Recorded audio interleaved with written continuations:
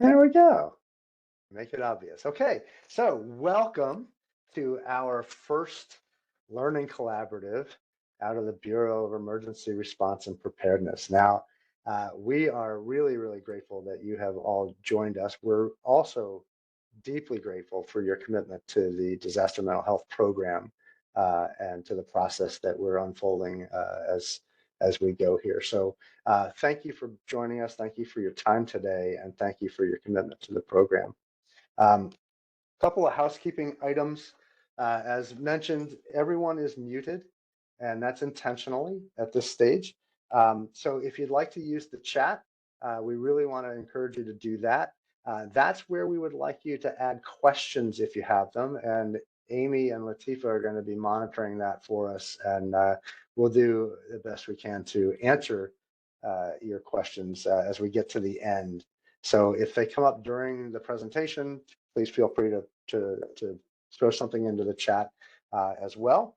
I think we also want to make sure that everybody understands and knows that we are describing today OMH's deployment process. So that's what we're referring to. We know that there may be some folks on the call today who are not OMH employees. There might be county employees, or there might be members of other teams across the state.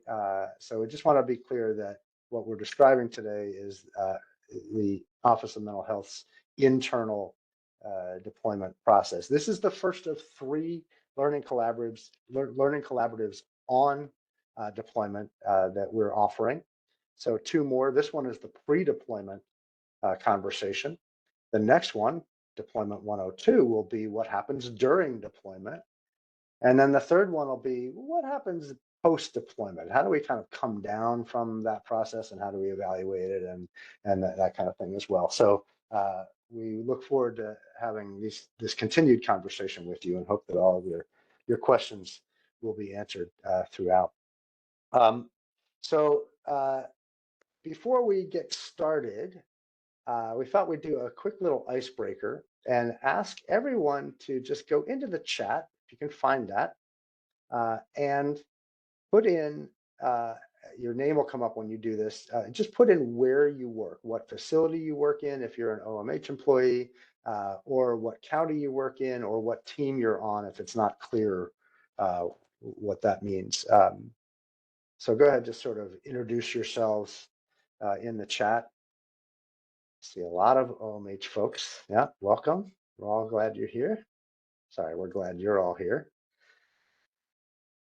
For those that don't know what CBO is, that's corrections-based operations. Those are folks who are OMH people that are at DOCS facilities across the state.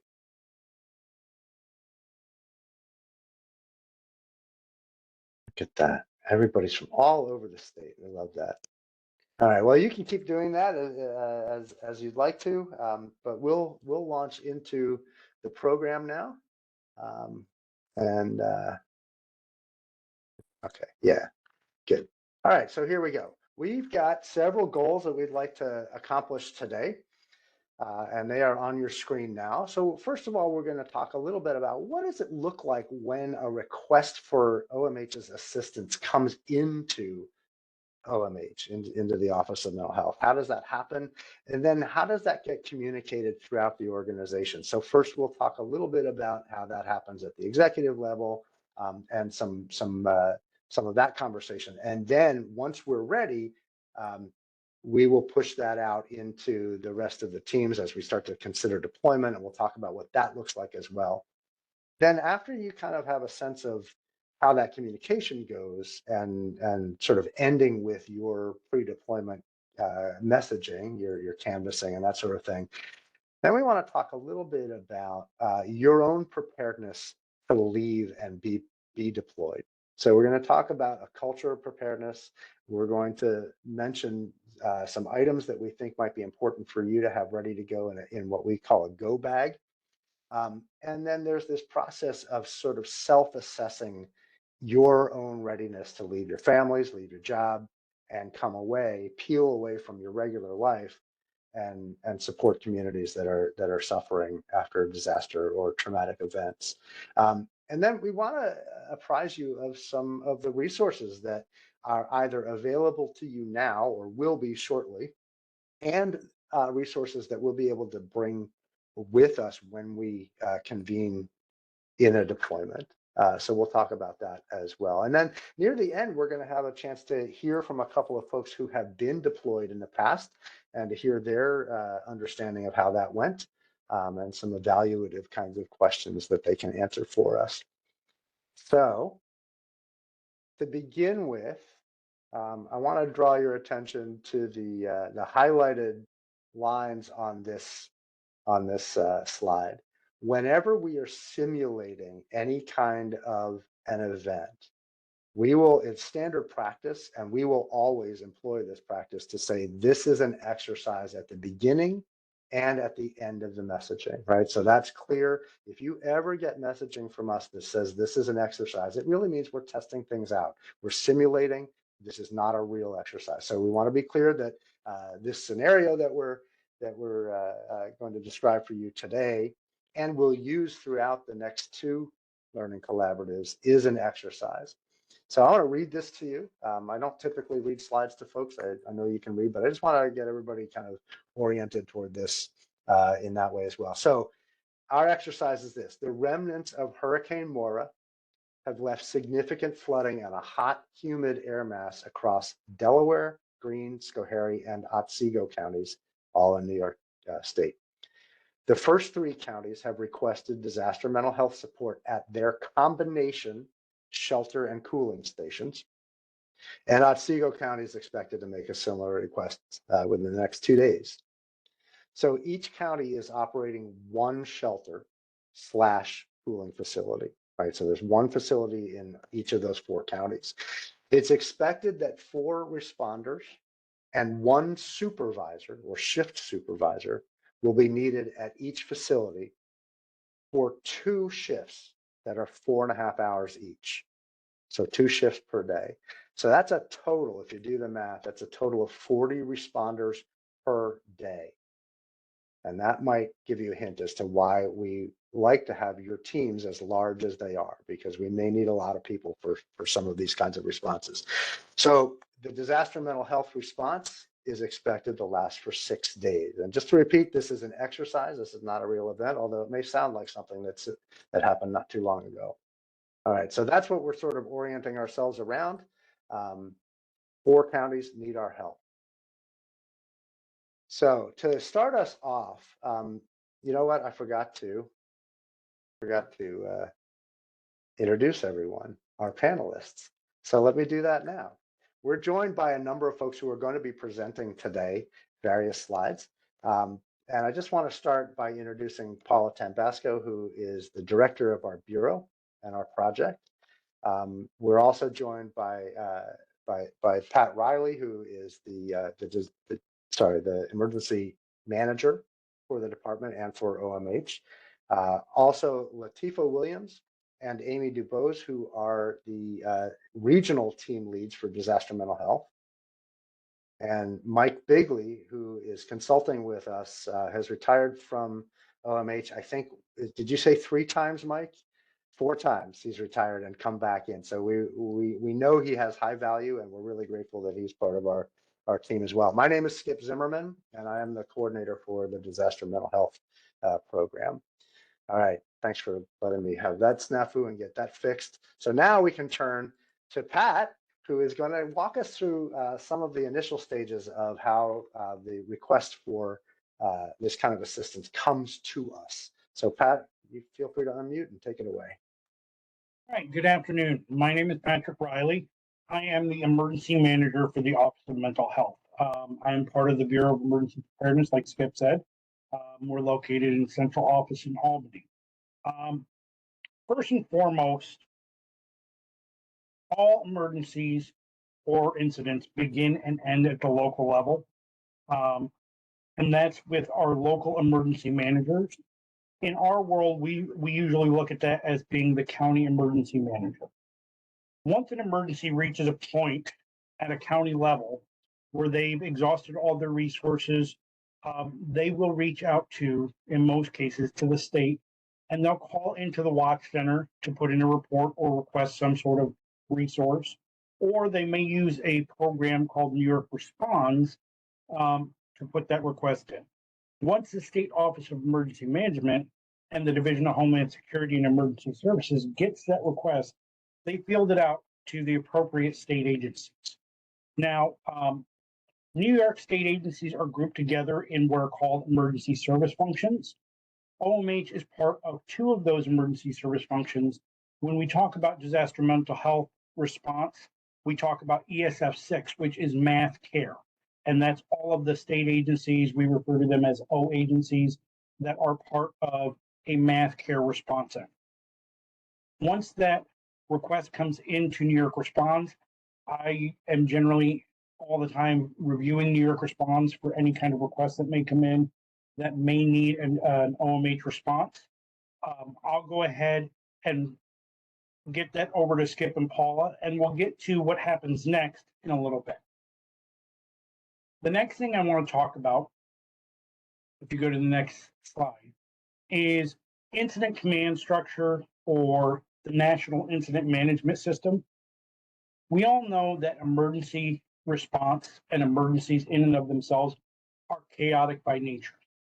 So there are a couple different things that are put in place to make sense of the chaos or make it a little less chaotic when we're doing a response.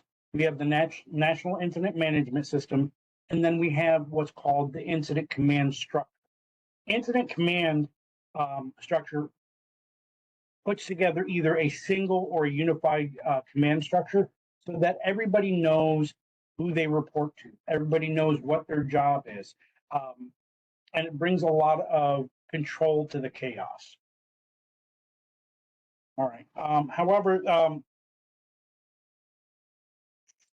ICS brings a formula and a system of single and unified command to a response. And by using this system, again, everybody will know what their job is. Everybody will know who they report to.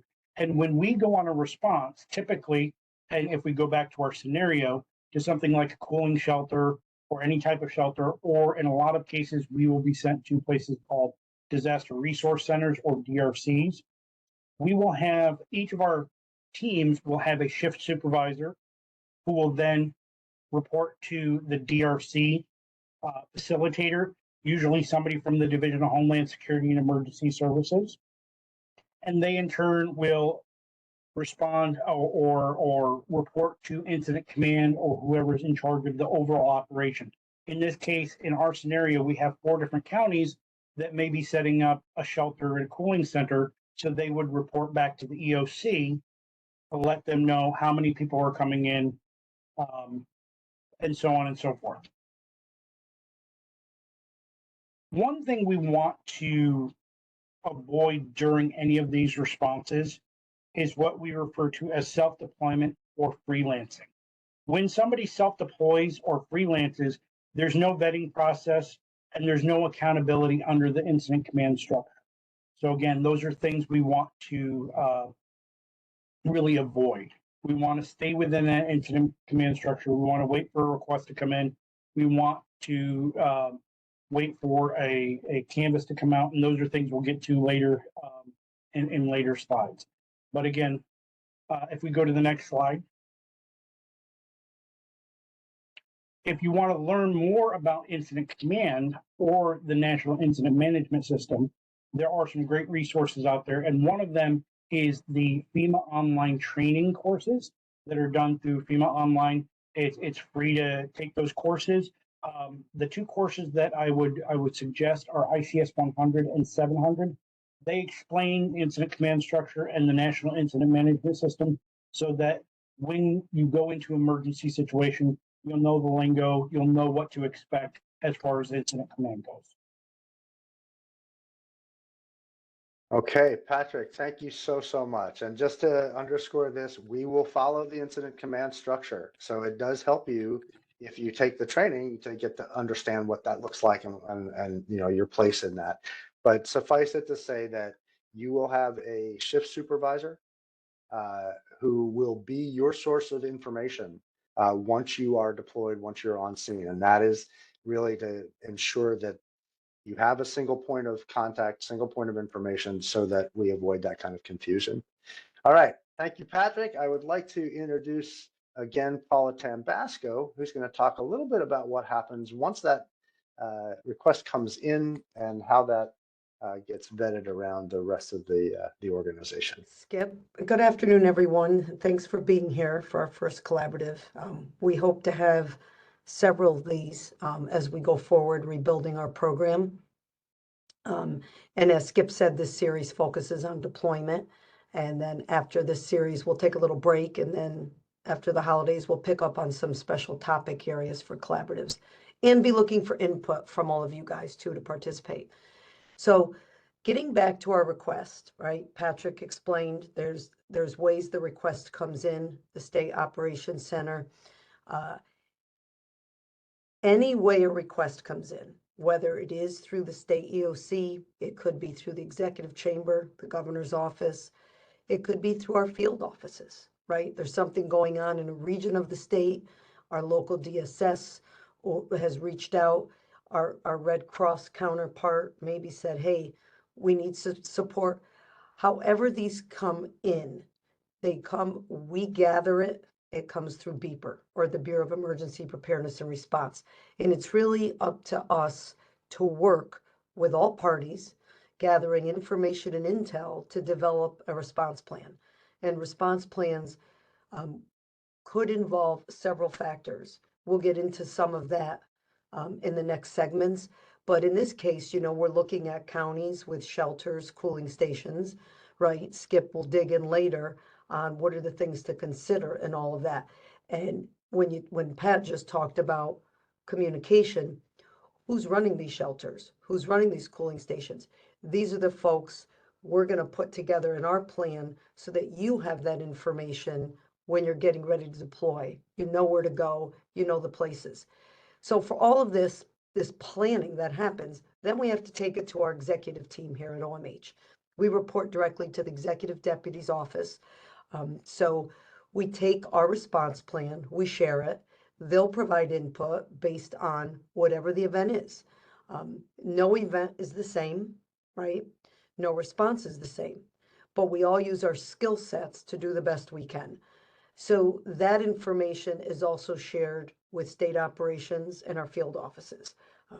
So we stay in full communication during the event, all the way up to the end on what supports are being provided, how that looks, and maybe what additional needs. So just know, while there's other things that'll be going on, we're in constant communication with our team here, and Patrick is constantly feeding us information from the State Emergency Operations Center, his function at ESF 6 and 8, and our disaster mental health team leads are also gathering information from our field offices in the regions they're in. There's a lot of coordination going on, a lot of planning. And then we talk about an approval process, and it's not so much an elongated process. It's just, hey, here's everything happening. This is the plan we're suggesting. Let us know if we can go in, and it happens fairly quickly. Thanks, Skip. All right. Thanks, Paula. And next on the docket is Latifa Williams, who's going to talk a little bit about how this is going to be communicated out to the rest of you if you are on OMH team. So Latifa, get away. Thank you, Skip. Good afternoon, everyone. So just following up to what Paula just shared, again, once BEEPR approves a deployment plan, again, that does happen quickly. What we do is send out an initial email to the executive directors and team leaders at the psychiatric centers that are in the area where an event has occurred, because we want to let them know that we're going to start canvassing responders to see who's available. In our canvassing, we want to make sure that we're aware of any, specific population needs or language needs. So it's beyond more than just, are you in this area, but we want to be as responsive as possible to the community that's been impacted. After that, we'll be canvassing again the responders, which are all of you. And if you believe you are available to deploy, first thing we do ask is please ensure that you get supervisory approval. The next piece is you want to make sure that you are ready, that you want to assess your own readiness to deploy. And Skip is going to talk a little bit more about that in just a few minutes. But you want to make sure that you're in a place where you can leave your home and family and be able to serve. And then finally, you'll let us know based on the information that we share with you, which will be through email, most likely through email, what days you're available, the times, and again, what location you can go to. Skip, can you show the next slide? So this is just an example based on our scenario, right? There are, just to show you what a deployment plan may look like, there are 4 counties because we know there's 4 locations. We've got the time, name of the shift supervisor, everyone's contact information. And one of the things I want to highlight is that shifts are overlapping by half an hour. And we do that intentionally to ensure that there's time for a debrief, for the outgoing shift, and for those coming in. Working in this space, things can change rapidly. And so we want to always make sure that we are sharing the most up-to-date information. And so again, something to keep track of. And finally, just in terms of travel, we are asking that everybody be mindful of current OMH travel policy. Also, if you have a travel card, also known as a T card, that's very helpful. And there's more information on the OMH SharePoint regarding the T card. Again, at the end of the presentation, we'll put all of the links in the chat so that you have access to this. Thank you. All right, thank you, Latifa. Now I get to do a few slides with you, so buckle up and here we go. So once the initial canvas goes out, and that canvas will go out through the team leads. So what we'll do is we'll ask the team leads to canvas your teams to find out what availability you have, what shifts you might be able to take, and we'll start to assign people the shifts on that form that Latifa showed you. At the same time, we're also developing a fact sheet about the event with as much intelligence about what has happened, how many people are affected, what the affect has been, what the impacts have been in communities, et cetera, and where people are going to be deployed to, so that you have as much information as you can have prior to leaving home. Now, understand that especially if you're deployed in the first several days of a disaster response, that information could be fairly spotty. So we will always be asking for your flexibility in that information gathering process. We may have blanks that we just don't know how to fill right away. And sometimes that information takes several days to become clear, even to the folks who are leading the disaster response. So be aware of that. And that's why we've developed a number of questions in a deployment guide that we're going to talk with you about in a little bit, that you might want to just sort of go through before you get deployed. It's about 11 or 12 questions to just sort of make sure that you have as good an understanding of what to expect as possible. So we'll go through those as well. Latifa also mentioned this pre-deployment self-assessment, and really it's several questions to ask you if you yourself feel ready enough to deploy. So we'll go through that in a second as well. And as I said, this information is not always going to be as solid as we want it to be in the first few days. That's when things are rather confusing. We don't necessarily know the scope of the event. I'll give you an example. Back, I think it was during the response for Irene and Lee, when the tropical storms came through New York around 2012-ish, I'd say, 2011. We didn't find out that a particular town in New York State had been dramatically impacted until 3 days later. because all communications were out for that town, and because that town had a mayor that was brand new and hadn't been briefed yet on how to engage the state for assistance. So no one knew that this town had been impacted, and they were suffering horribly during that time. So that kind of thing does show up, later on sometimes than you want it to. All right, so let's first talk about the fact sheet. So again, the nature of the incident, we want you to know what to expect, because part of this goes to, are you ready to go into that kind of environment, right? So what geographies have been affected? How have the people been affected? Is it flooding? Is it storm damage? Was it an earthquake? Was it a man-made disaster? Was it something around a nuclear power plant, or did some storage facility go up, and now people are affected by the chemicals that are in the air, et cetera? You always want to know who you're reporting to. That's part of that incident command structure. So we will do our best to ensure that you have a supervisor. Likely, we are going to be naming one of you who is deploying as the shift supervisor, right? So we're just going to pretty much randomly choose someone from the group to be the shift supervisor. We have job descriptions for that as well, so we'll share those. It's not a heavy lift. It's really just making sure that you know who's on your team and where they are and what they're doing. But that's going to be important, that you know how to get in touch with your shift supervisor, right? They are your primary source of information once you're deployed. Where are you going? Are you going to a facility, or are you going to be assigned to go follow a Red Cross feeding truck into a disaster affected neighborhood? How are you going to get there? What is your assignment? What's your job description, et cetera? So that's the fact sheet that we'll send out.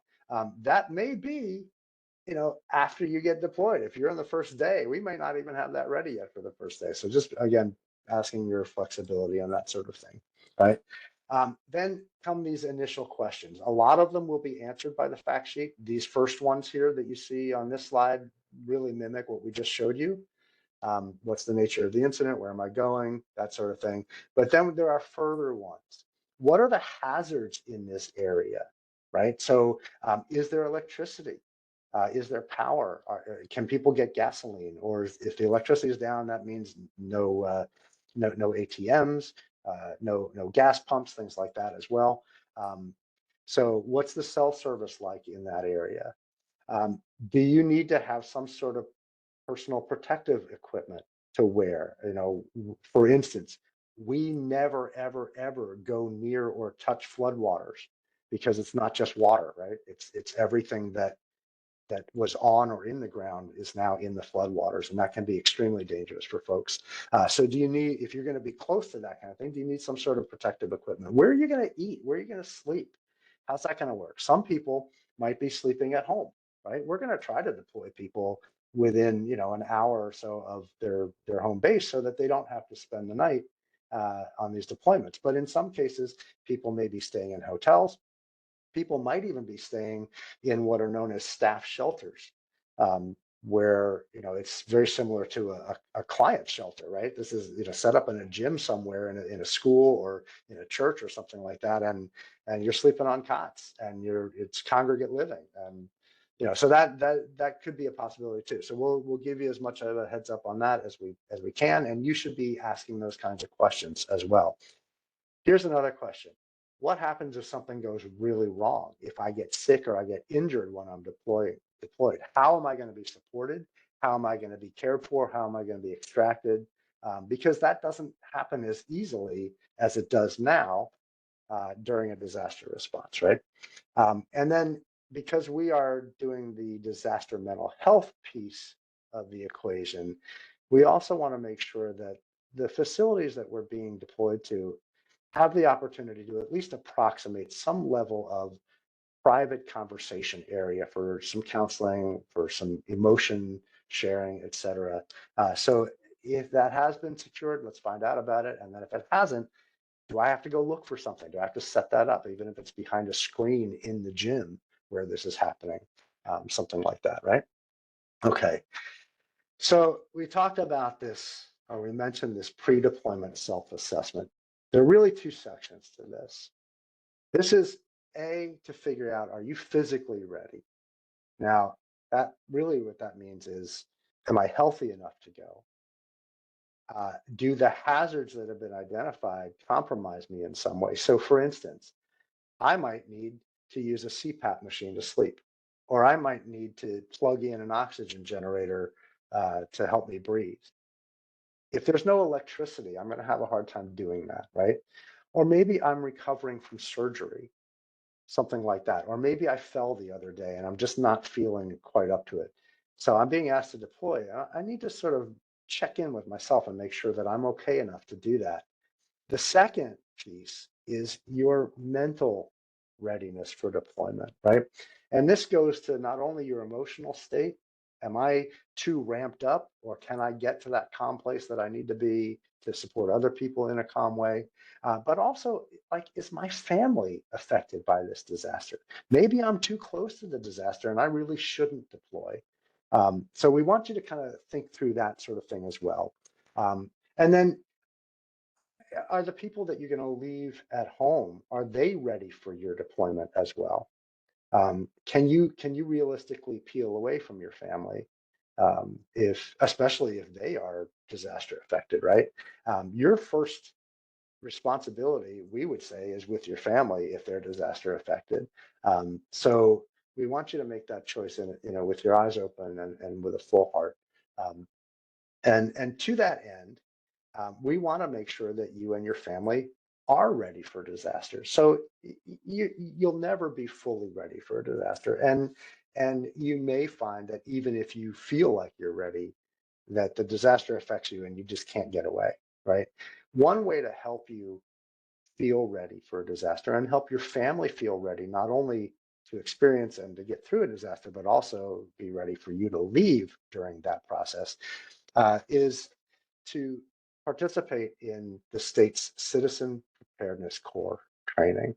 Now, this is part of what we're calling our culture of preparedness here in OMH and in the disaster mental health program particularly. We'd like everyone to be thinking about being prepared. This is the beginning of that. These trainings are offered live and in person throughout the state. They're also offered virtually.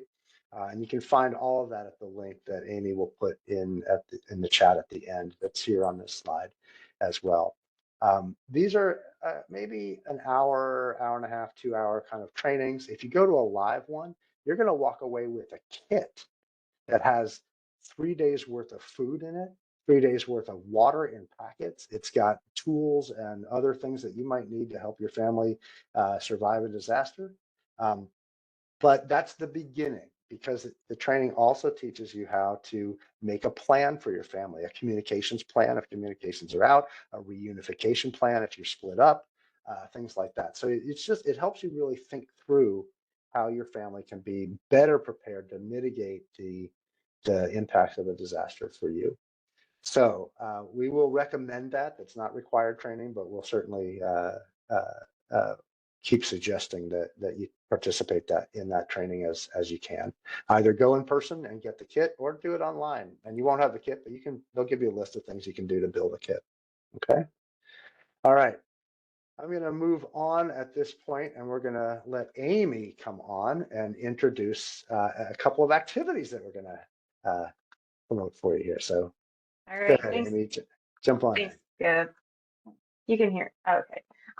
So to get us started, as Skip was just talking about the citizen preparedness course, we kind of want to know where you guys stand with that. I know between trainings and things, we've brought it up quite a few times. So we're going to do a little poll.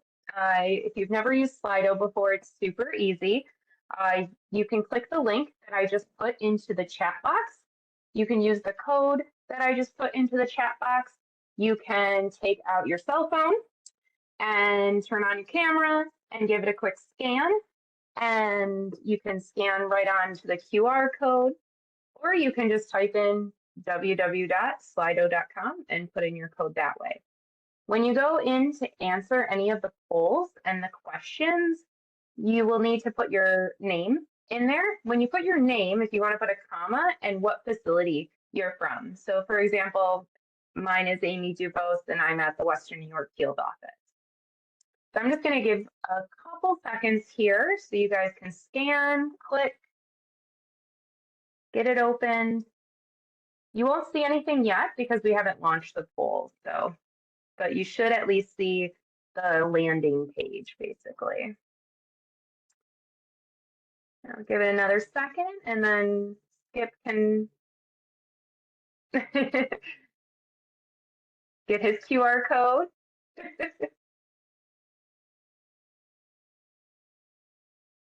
All right. So now it should be launched and you guys should be able to answer our first question. So have you attended a citizen preparedness core training? Oh, okay. Getting some answers in. Awesome, awesome. We've had 21 people respond so far. That's pretty good. 23, 25. So no one's looked at it on the YouTube video, it looks like. So no one yet for virtual. But I'm glad to see some live people. Looks like one person is still ranking, so I'll give them a second. All right. So good. So it looks like we have some people, like I said, I'm going to share the link in the chat box so you guys can go right online. There's a whole calendar that you can look at to get signed up for that. So, all right, we're going to move on. Again, here's the information again. I'll give you guys a second. You don't need to rescan it. If you're already in, you're on the landing page, and it will launch our next question. And what this next question is going to be about is, now that we have all the information, how am I going to pack? What am I going to pack? What are some necessities, essentials, things that I need to prepare myself? So we can, yeah, awesome. And so if you guys can type in words that you feel like things that you need while you're going to be deployed, what does that look like? Yep. I see phone charger a lot, medication. Yep. Layered clothing. Yes. Books. Good. Medication, blankets, toiletries. I'm seeing a lot of them. Yep. Snacks. Snacks, snacks, snacks. Yes. I brought this up the other day too with snacks. You know, if we have certain allergies or dietary restrictions, you know, packing some of your own snacks. First aid kit, pillow, yes, because we don't know where we're going to be sleeping sometimes when we're initially deployed. So having a pillow, having a blanket, having our sleeping bag, rain jacket, yes, because we're going to a place where there's flooding. We have, oh, CPAP, yep, dry socks, comfortable shoes, flashlight, cash, cash, cash, cash. Yes, because how do we know about the electricity? Is the ATM working for us to use our credit cards, our debit cards? So cash is very important. Your phone, all weather boots, eye mask. If we're going to be in a shelter setting, yeah, we probably want an eye mask to try to get some good sleep to rejuvenate ourselves. The big thing about medication, you know, you want to be able to take care of yourself so you can take care of other people. So think about those types of things too, as keeping yourself healthy. Rain pants, layered clothing. Awesome. Looks like it's slowing down a little bit. I'll give it just a second or two. Self-care items. Yeah. Oh, I'm so glad to see someone wrote that. That's wonderful. Because not only taking care of yourself are, you know, medication, your charger, your sleeping bag, but also like it's the end of the day now. And how are you going to help fill your cup again? So what does that look like? You know, is it reading a book? Is it journaling? Is it bringing your yoga mat with you? those types of things to try to, refuel yourself.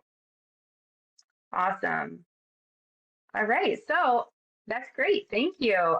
The next slide is actually going to be a list of the items that will be in your deployment guide, deployment packet, to give you guys some suggestions, but I'm pretty sure, I think you guys nailed them all, which is awesome. So the only thing that I do want to bring up, because I thought it was really important and also something I didn't think about initially, was your health insurance card, your health insurance information, your driver's license, your OMH badge, or any type, your identification. You're going to get a deployment kit with forms, manuals, things like that. So making sure you have those paper items that you're going to need. But I'm happy to see, like I said, the self-care items, whatever that is for you. And a watch and an alarm clock. I don't think I saw those on the list, but you guys got them. So, oh, you did? Oh, it's your cell phone. Yes, that's true. That's true. I know a lot of people use their cell phone now, so you don't need the extra item. All right, thank you. All right, thanks, Amy. That was fun. I was really impressed with that. That's a Slido was an awesome tool. So thanks for bringing that to the mix there. We're going to turn it over back to Latifa now to talk a little bit more about other resources that are available for responders. Yes, so following up, thank you again, Amy, that was fun. Just to let you know, in terms of resources, so we are currently creating a DMH SharePoint.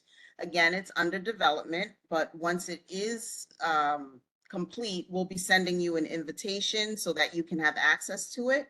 And on the SharePoint, we will place the deployment guide, tip sheets for responders, for survivors, for families that you can share while you're deployed, any local resource guides, any forms that need to be completed. And also, it's not on here, but we will share it again at the end. The DMH, OMH email, you have received by now a few emails from that address. That's our main email address, and so we'll use that for communication as well. And so some additional resources we'll also have in hard copy. Skip, can you go to the next slide, please? So we've got the SharePoint, that's the online resource. We'll bring some hard copy materials, resources as well. And then things like vests, fidget toys, somebody mentioned that in the prior exercise, and plushies for the people that were there serving, blankets, and perhaps some other items. Keep in mind, as it's been mentioned, the nature of response can be, you need to be flexible. So even if we don't have all these things available right when we start on day one, the plan is to have them available as soon as possible, again, because we want you all to be well-resourced. All right, thank you, Latifa. We're going to turn it over to Mike Bigley now. And Mike, let's just make sure I know we've got Deb on the line. And I just haven't seen if Hannah has joined us. So let me just double check that. And Deb, Deb Murray, I'm going to unmute you. And that actually is going to send you a request. And I don't see Hannah on right off the bat here. I'll keep looking for her. But Mike was going to ask some questions to people who have been deployed before. So Deb, I see you put your camera on, I think. Hi. Yep, there she is. Great. Awesome. So Mike, take it away. Mike, you're muted.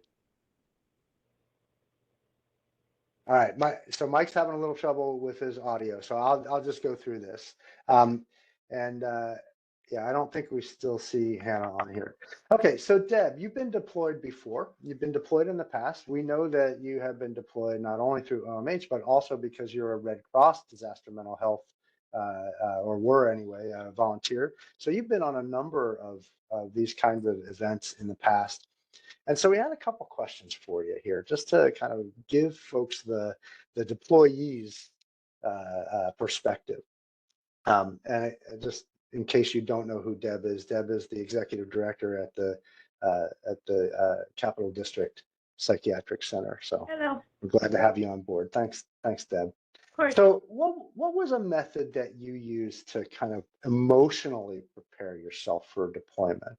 What have you found that has worked for you in that kind of a situation? Well, first I will say, for me, the deployment was exactly as you guys described it. So everything that you just presented was pretty much exact. So you have a lot of kind of advanced, even though you don't have a lot of time, you have a lot of prep. So I had a lot of conversations with the Red Cross. There were some like last minute trainings online that I had to do. And then I did have someone from the Red Cross call me and kind of go through preparedness questions. And so two things I would say for me was certainly like having support of my family. I think I went to Baton Rouge for floods in 2016. So I was doing the math. At that time I had probably one kid in high school, one kid in college. The one in college could care less because she wasn't home. But everyone was fine with it. So it was like for me a good time in my personal life to be able to go. And then also at the time my supervisor had done a lot of deployments, so it was helpful for me to talk to him about his experiences, even though quite honestly everything he told me and what I expected was nothing like how it played itself out in terms of the location, in terms of temperature, weather, what I packed. So yeah, it was a little different, but it was still helpful. Thanks for that, Deb. So, you mentioned that, things were a little chaotic at the front end and maybe you didn't have everything that you needed. What information might have you been missing when you first deployed that you really wanted to know? Right. I thought because it was a flood and it was Baton Rouge, Louisiana, like I thought it was going to be very hot and swampy. And I was told to be prepared, bring bug spray and boots and, you're going to be in a, giant shelter. And so that's kind of how I packed. And then when I got there, it was a giant shelter, but it was actually a converted sound stage. It's where they filmed the Twilight movies. And so it was this gigantic, super air conditioned, massive like stadium with cots lined up. And I did have to do the night shift, which was also, I didn't know that. So I don't think I was mentally prepared for like going from days to nights. So that was a little something. But I also got a hotel room. They got us hotel rooms. So it was a pretty nice hotel room, and you do share it. That's another thing that's kind of weird, that you do share it with a stranger. In the first room, when I keyed in, there was someone, like a woman sleeping in the bed, and I definitely startled her, and she wasn't happy that I was there. She actually she was from California. She went home the next day. But then my supervisor was working, we were working different shifts. So it was very nice. I ended up becoming her roommate, but we never saw each other because we were on differing shifts. So I think you just have to be flexible and not have, recognize that what you expect might not be. And see, it was a bit of an adventure. Like for me, I don't want to say I had fun because obviously people were experiencing terrible loss and, but it was definitely different than the work I do every day. And it was very interesting experience. Thank you, Deb. So was there anything that you forgot to bring with you that you would have liked to have had with you when you went? I think just more like warmer clothing because it was so cold in that area. But no, I mean, I think it was really well organized. The Red Cross, at least for this, was like, it's like a leap of faith. They tell you, this was because I had to fly out there. This is where your ticket is. When you get to the airport, there was a car in my name waiting for me. I met someone on the plane wearing a Red Cross lanyard. So he didn't have a car. So I gave him a ride and we went to kind of check in for onboarding. And, things like the blanket and the vest. And they just it was really organized, the onboarding and when we left. The one thing I'd say too, as an OMH person, I really wasn't a volunteer. I volunteered to go, but I was getting paid my regular job. and I went, I think it was for 10 days, whereas you realize there's a whole other culture of Red Cross volunteers, people who volunteer all the time. They're not getting paid. I think they're there for 14 days. I was very quiet not to, advertise that New York State was, whatever. But there is a difference between, knowing you're getting paid and going. It's not like I gave up vacation time, and I guess it might be different for different deployments. But for this one, it was just, counted as regular work days. Well, Deb, I'm really glad that you mentioned that, and I'll just sort of clarify what you're talking about there. There's something called the disaster leave law in New York State that allows New York State employees who are registered Red Cross volunteers, so trained by the Red Cross, vetted by the Red Cross. That law allows Red Cross volunteers, state employees, to leave their jobs to go on a disaster deployment by the Red Cross anywhere in the country for up to 2 weeks a year. Actually, I'm sorry about that. I think it's up to 20 days a year. Typical Red Cross deployment is 2 weeks. So what happens with that is you don't have to use PTO or your accruals for that. Because of this law, you can still be paid. It doesn't go against your time off. So you get your employer's or your supervisor's approval, and you can go to any disaster response where you're deployed by the Red Cross if you decide to become a Red Cross volunteer. So we certainly want to encourage that. We also want to be cautious that we're not going to shoot ourselves in the foot by getting you all to be Red Cross volunteers, and then we don't have anybody when it's time for us to deploy folks. So just be aware of that impact as well. But Deb, I'm so grateful for you bringing your experience today. We'll ask others to do the same thing. If you've been deployed before, for future learning collaboratives, we'd love to hear from you and your experience. Deb, is there anything else you'd like to add before we move on to the next slide? No, I think the one thing I would just add is what's interesting is that there's a group of volunteers that when they retire, I think I talked to you about this, Skip, they do this like, they're almost like talking about where's the next storm. And that you have to keep in mind, they're not all mental health volunteers. There's people there volunteering who set up the shelters, who prepare the food, who break down the cots, so there's a whole, group of people who do this. And it was, I realized they all knew each other and meet up at different places. And so it's not my retirement gig, I don't think, but I think for some people it might be a retirement kind of you're right. way of life. You get a card that you can put, the Red Cross loads, you're spending money on this card. So, in terms of your meals and things like that. So, yeah, but no, it's interesting. I would definitely, it's hard to get away, but with the opportunity, I would do something like that again for sure. Yeah, thanks, Deb. Yeah, you're right. That's part of the culture of Red Cross. Is there are a lot of folks who just go from disaster to disaster to disaster. Mm-hmm. That's kind of a lifestyle for them. It's not for everybody, and not everybody has to do it that way. But thank you again for your description. I appreciate it. And thanks for your time today, Deb. We appreciate having you part of this. Deb also serves as the team lead for the disaster mental health team at CDPC, as well as the one here at the central office. So thanks for your service there as well, Deb. Yeah, of course. Okay.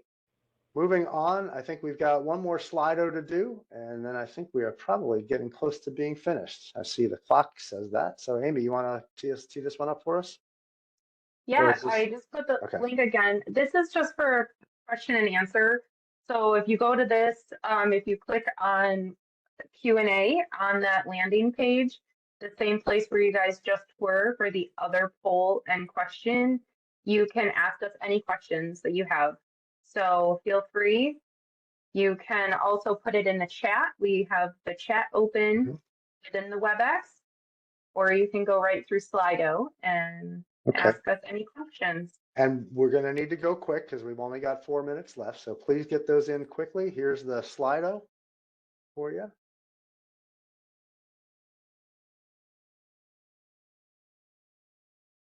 And I'm not seeing that actually launch, Amy. Is that? Yeah, there's no questions yet. Okay.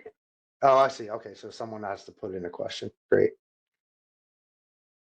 While we're getting ready for that, as people are putting questions in, we want you to know that the next Learning Collaborative, Deployment 102, will be September 24th. And that is also starts at 3 o'clock. That one will be an hour and a half. That's from 3 to 4:30. That we're going to take a deep dive into what it looks like when you're deployed, while you're on the ground, when you know what kind of support you have there, and that sort of thing. So I'll put a slide up for that when we're finished with the Slido here. But I see that there may be a question. Latifa, did you want to unmute and ask a question from Paula Williams? Yeah, so in the chat, Paula Williams asked, when you were discussing about the leave, does that include county employees or only New York State employees? That's a great question, Paula. The disaster leave law is only around state employees. Now, that doesn't mean that counties can't pay their employees, but you need to come up with that, by county to make that work, right? So that the disaster leave law is state employees from any agency that are also aligned with the American Red Cross.